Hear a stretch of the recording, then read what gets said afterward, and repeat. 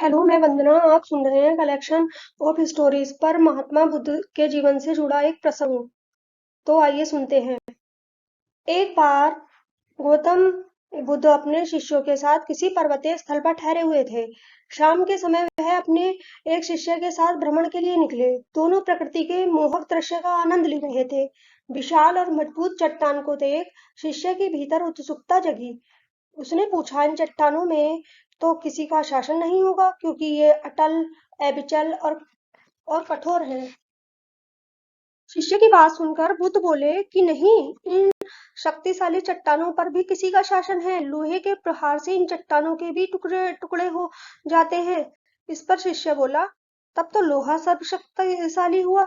तो बुद्ध मुस्कुराए और बोले, नहीं, अग्नि अपने ताप से लोहे का रूप परिवर्तित कर सकती है। उन्हें धैर्यपूर्वक सुन रहा शिष्य बोला, इसका मतलब अग्नि सबसे ज्यादा शक्तिमान है। ने फिर उसी भाव से उत्तर दिया, नहीं, जल अग्नि की उष्णता को शीतलता में परिवर्तित कर देता है तथा अग्नि को शांत कर देता है। शिष्य कुछ सोचने लग गया। बुद्ध समझ गए थे कि उसकी जिज्ञासा अब भी पूरी तरह शांत नहीं हुई है। शिष्य ने फिर सवाल किया, आखिर जल पर किसका शासन है? भगवान बुद्ध ने उत्तर दिया, वायु का। वायु का वेग जल की दिशा को बदल देता है।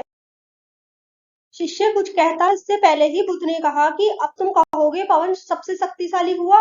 नहीं, पवन सबसे शक्तिशाली नहीं है। सबसे शक्तिशाली है मनुष्य की संकल्प शक्ति, क्योंकि इसी से पृथ्वी, जलवायु, अग्नि इत्यादि को नियंत्रित किया जा सकता है। जीवन में कोई भी महत्वपूर्ण कार्य संकल्प शक्ति के बगैर असंभव है। इसलिए अपने भीतर संकल्प शक्ति का विकास करो। फ्रेंड्स, कहानी पूरी सुनने के लिए थैंक यू सो मच।